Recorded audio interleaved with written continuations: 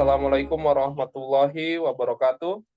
Alhamdulillah, sahabat Wahyu semua berjumpa kembali bersama saya Wahyu dalam acara bincang bersama sahabat Wahyu. Kami doakan semoga sahabat Wahyu semua dalam kondisi sehat dan mudah-mudahan kita semua diberikan ridho oleh Allah Subhanahu Wa Taala dan mendapat syafaat dari Rasulullah Sallallahu Alaihi Wasallam. Baik, insya Allah tema kali ini yaitu inilah penyebab rupiah melemah menuju 17.000, negara gagal. Saya akan membacakan salah satu berita terkait ada sekitar 10 perusahaan tekstil itu sekarang melakukan PHK massal kepada kurang lebih 13.800 pekerja. Dan dikabarkan juga pesangonnya juga belum jelas. Ini saya ambil dari Detik Finance, Jumat 14 Juni 2024. Badai pemutusan hubungan kerja PHK menghantam berbagai perusahaan Indonesia yang bergerak di industri tekstil. Akibatnya lebih dari belasan ribu karyawan harus kehilangan pekerjaan. Bahkan masih banyak di antara mereka yang pesangonnya masih belum mendapatkan kejelasan. Presiden Konfederasi Serikat Pekerja Nusantara atau KSPN, Ristadi, mengatakan sejak Januari hingga awal Juni 2024 ini, setidaknya terdapat 10 perusahaan yang telah melakukan PHK massal. 6 diantaranya karena penutupan pabrik, sedangkan 4 sisanya karena efisiensi jumlah pegawai. Nah, selain itu juga kita ketahui bahwa saat ini kondisi rupiah melemah menuju ke angka 17.000. Saat ini kurang lebih 16.400 dan ini jika dibiarkan terus-menerus maka akan banyak dampak yang akan terjadi. Nah, kira-kira Bang Rocky setelah heboh ternyata ada belasan ribu karyawan terkena PHK. Kemudian kita ketahui bahwa industri tekstil lesu dan dikabarkan ini juga akan meningkat, tidak hanya 10 perusahaan yang akan melakukan PHK massal, tapi sampai 30 perusahaan yang akan melakukan PHK massal. Nah, kira-kira apa tanggapan Bang Rocky terkait dua berita ini yang mungkin sebenarnya saling berkaitan, kan, di mana satu sisi banyak perusahaan melakukan PHK, di satu sisi juga ternyata rupiah terus melemah, Bang Rocky. Ya, sebelumnya saya menyapa dulu para pencinta sahabat Wahyu dimanapun berada. Semoga semua dalam keadaan sehat walafiat dan diberikan rezeki yang barokah dari Allah Subhanahu wa taala. Jadi kalau kita dengar kabar PHK itu kan sebenarnya dampaknya panjang ya. Karena bisa berakibat eh, derivatif itu. Ibaratnya begini, Bung Wahyu. Kalau satu orang yang bekerja di rumah itu dia di PHK, maka pendapatan keluarga itu jadi hilang. Kalau dia tidak punya pendapatan, maka anak di sekolah bisa jadi tidak bayar sekolah, bisa jadi tidak punya uang transport ke sekolah, dan seterusnya. Ibu-ibu bisa jadi belanjanya harus menghemat, bahkan mungkin bisa tidak belanja atau nambah hutang. Jadi satu orang di PHK itu bisa berdampak antara 4 sampai 5 orang di keluarganya gitu. Nah, bayangkan kalau itu terjadi PHK sampai belasan ribu. Berarti kan efeknya kalikan sekitar 5 orang gitu. Dampak terhadap ekonominya. Nah, ini berarti akan ada anak putus sekolah, akan ada ibu-ibu kurang belanja. Nah, kalau sudah tidak belanja, maka perputaran ekonomi yang lain juga akan menurun. Berarti pertumbuhan ekonomi kita tidak bisa harapkan tumbuh. Dan kalau ini dampaknya lebih lama lagi, maka orang bisa bertahan dalam kondisi menghemat, lama-lama dia kelaparan, lama-lama kriminalitas meningkat. Jadi dampaknya itu dampak sosialnya bukan hanya karena orang jadi di PHK kemudian di pengangguran dan dia akan kehilangan harga diri, tetapi lebih dari itu dampak sosial dan ekonominya panjang. Dan itu berarti akan berdampak kepada kehidupan bernegara. Kalau kriminalitas meningkat, tidak aman, ekonomi juga tidak bagus, maka ini yang kita khawatir suatu negara itu bisa menjadi negara gagal. ekonominya tidak berputar, tidak tumbuh, bahkan mungkin tidak mampu lagi membiayai beban operasional negara atau pemerintahan. Nah, ini kan beberapa negara Eropa pernah mengalami hal demikian. Saya pikir ini kalau di Indonesia terjadi terus-menerus dan panjang waktunya dan makin banyak yang di-PHK, saya pikir menuju negara gagal ini keniscayaan atau sulit dihindari. Begitu Bung Wahyu. Baik, artinya memang apa ya, dengan adanya PHK massal ini tidak hanya apa ya, kerugian dalam satu sisi, tetapi banyak sisi gitu. Rantai kehidupan masyarakat sangat apa ya, saya sangat terganggu begitu Bang Rocky. Nah, kemudian Betul, terkait betul. ketika rupiah ini melemah gitu atau dolar menguat apa menuju ke 17.000, ini sering banyak pihak yang apa ya, terutama masyarakat menanyakan kenapa rupiah ini terus melemah gitu, dan sebenarnya apa penyebabnya kok kita punya mata uang tetapi kok bisa dilemahkan oleh negara lain, misalnya terpengaruh dolar misalkan, kenapa itu bisa terjadi Bang Rocky? Iya, banyak faktor bagi kalangan ekonom yang menilai faktor-faktor terjadinya mata uang rupiah itu melemah. Ada misalnya faktor inflasi, ada faktor apa neraca perdagangan yang tidak seimbang, antara ada faktor kebijakan negara lain, ada Hmm. faktor politik ekonomi negara lain, ada faktor hutang gitu yang membengkak, ada faktor pembayaran hutang yang menggunakan mata uang lain sehingga dia membuat inflasi dan seterusnya. Saya pikir ada banyak, mungkin ada 7, 8, sampai mungkin 10 orang bisa membuat faktor kenapa inflasi terjadi. Tetapi akar persoalannya harus kita tahu sebenarnya. Jadi Hmm. adanya inflasi dan mata uang kita tidak bisa stabil, bahkan negara tidak bisa menentukan bahwa saya mau $1 itu hanya setara Rp1 misalnya, Hmm. sehingga seimbang kekuatan kita dengan dolar itu. Itu tidak pernah bisa terjadi. Menurunkan di bawah 10.000 aja tidak pernah bisa terjadi. Hmm. Itu menandakan bahwa mata uang kita tidak independen. Sistem ekonomi kita tidak independen dan dalam posisi sangat tergantung dengan yang lain. Bahkan kalau boleh dibilang tidak independen itu berarti terjajah.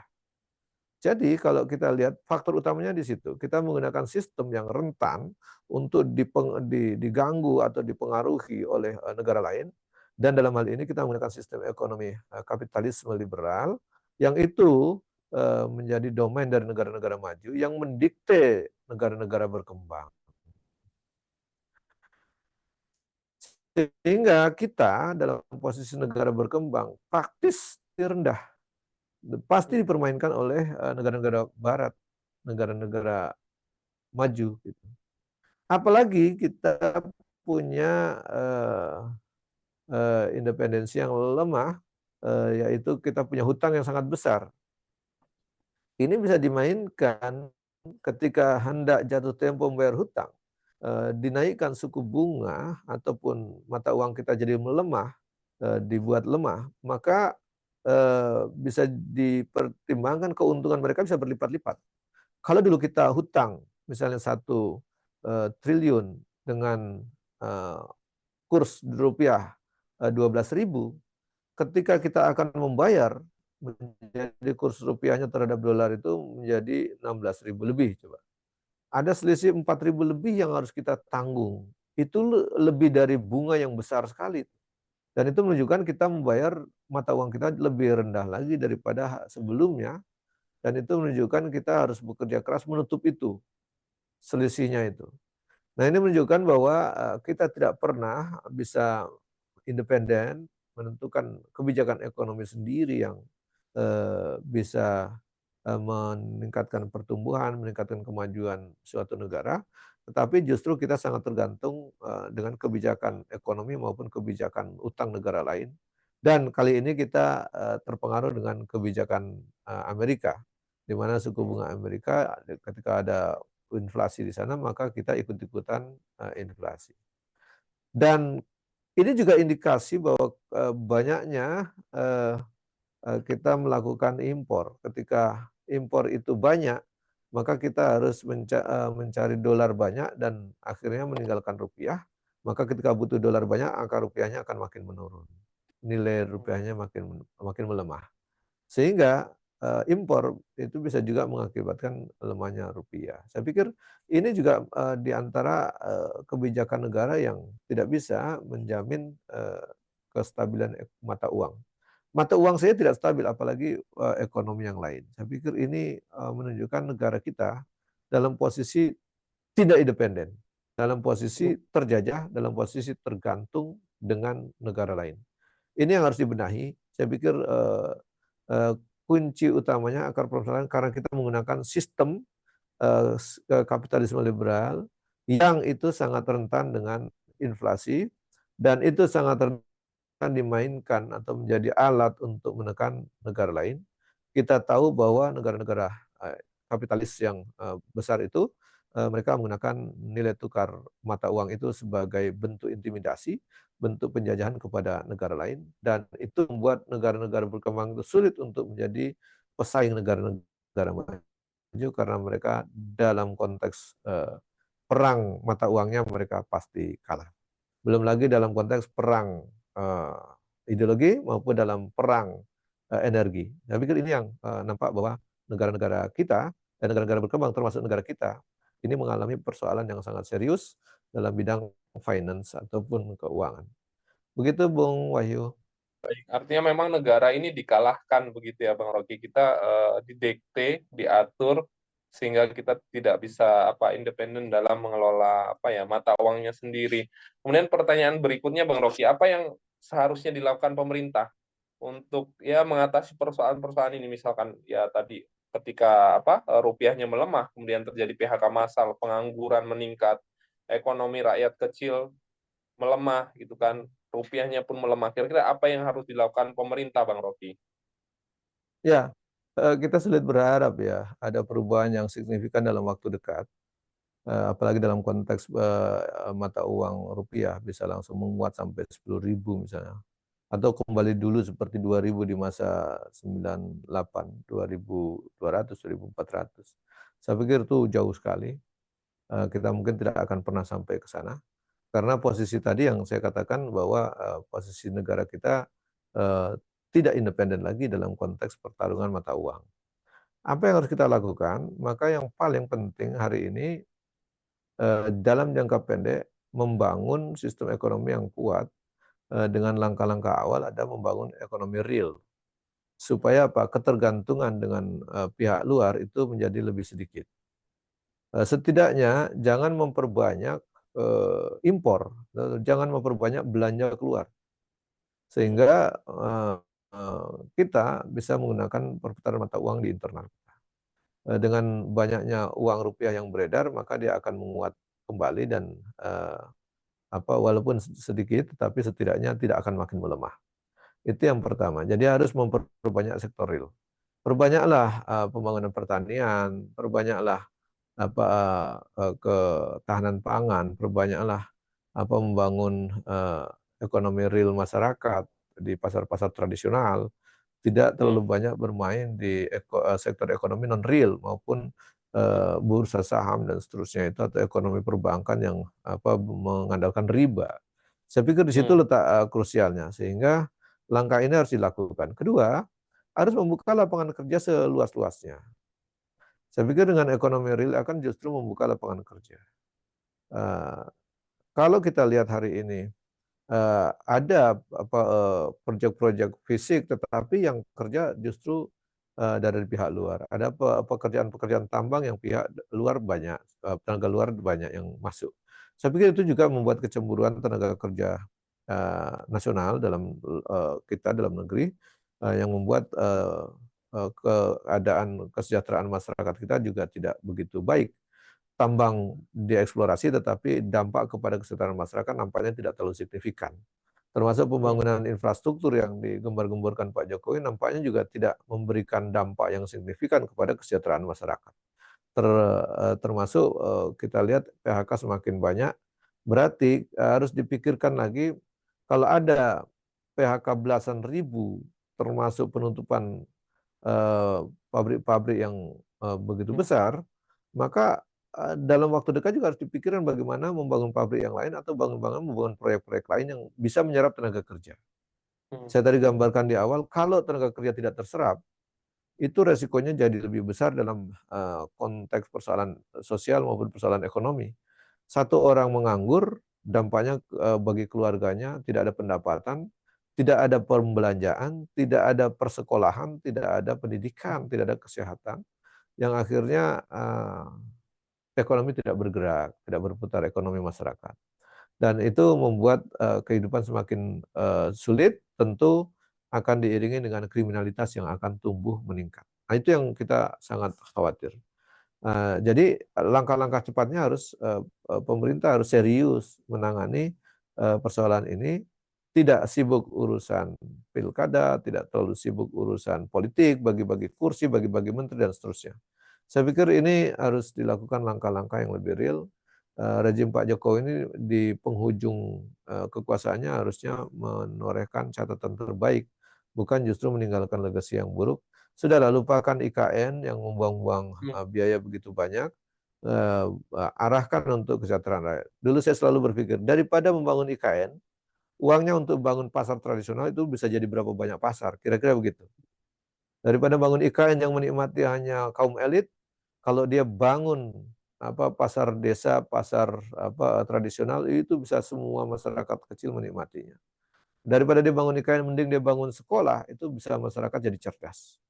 Hmm. Bisa jadi berapa banyak sekolah itu kalau dia bangun IKN, uangnya dipakai untuk bangun sekolah atau untuk membangun kampus dan seterusnya. Saya pikir ini cara berpikir yang lebih kita persoalkan, mengambil kebijakan yang tidak pro kepada rakyat, tidak pro kepada kesejahteraan rakyat, tidak pro kepada peningkatan ekonomi rakyat. Begitu Bung Wahyu. Baik. Memang sepertinya berat ketika memang berharap kepada rejim saat ini ya, Bang Rocky sampaikan bahwa seharusnya di akhir masa eh, jabatannya harusnya memberikan yang terbaik, tetapi sungguh disayangkan justru masyarakat mendapatkan banyak keterpurukan di akhir masa jabatan rejim Jokowi ini. Baik Bang Rocky, ini pertanyaan terakhir, sebenarnya bagaimana pandangan Islam terkait melemahnya mata uang, misalkan apakah memang dalam sistem pemerintahan Islam itu pernah terjadi mata uangnya itu melemah gitu. Kemudian apakah ada kisah dalam sistem Islam atau sistem khilafah soal bagaimana khalifah itu mengatasi PHK dan pengangguran, Bang Rocky?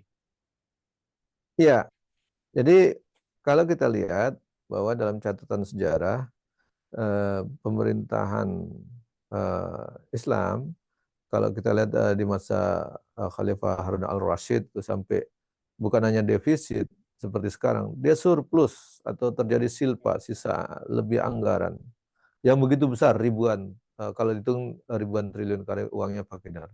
Dan dia sulit terjadi inflasi dan bahkan tidak pernah kita catat dalam sejarah dia misalnya mata uang dinar yang nilainya intrinsik gitu. Nilainya bukan nilai nominal, dia nilai benda sama nilai harganya sama karena menggunakan mata uang emas. Itu tentu tidak akan terjadi inflasi.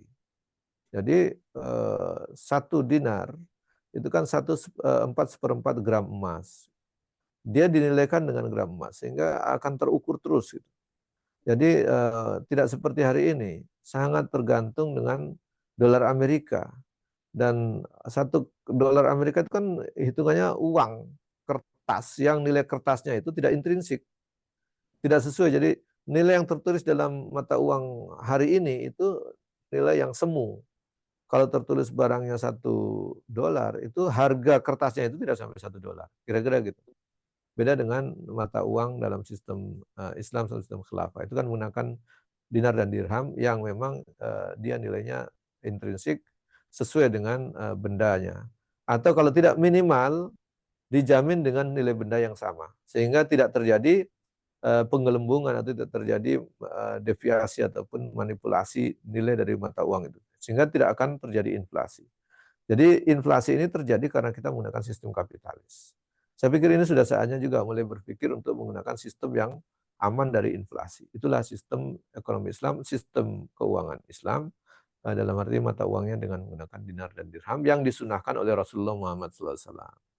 Jadi sebagai seorang muslim mestinya dia bangga menggunakan sistem mata uang dinar dan dirham. Karena itu warisan Rasulullah.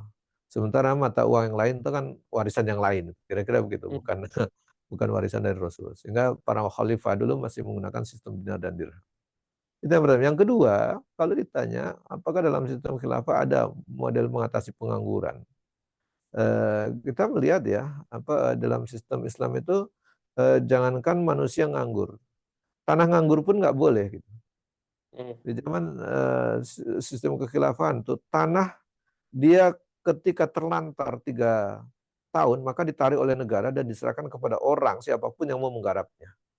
Artinya kalau urusan ini saja diselesaikan, tanah saja tidak boleh nganggur, apalagi manusia. Saya Hmm. pikir hari ini kalau mau mencontoh sistem Islam supaya banyak manusia yang tidak nganggur, gampang. Data itu tanah-tanah kosong dari Banten sampai ke ujung Jawa Timur sana. Berapa hektar yang kosong?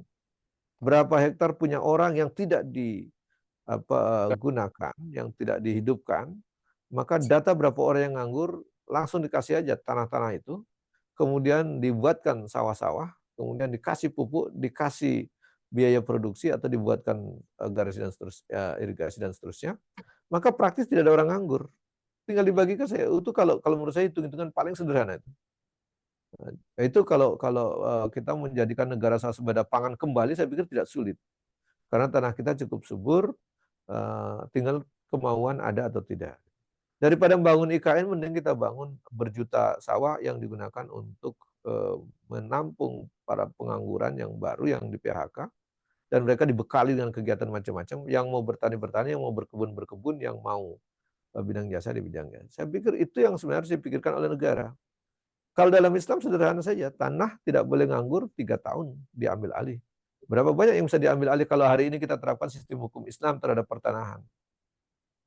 Kalau tanah saya tidak boleh nganggur, apalagi manusia. Saya pikir ini kalau dalam sistem Islam diterapkan, kita tentu bisa menyelesaikan berbagai persoalan. Sayangnya, kita tidak mau menggunakan sistem Islam. Hari ini justru bangga dengan sistem kapitalis.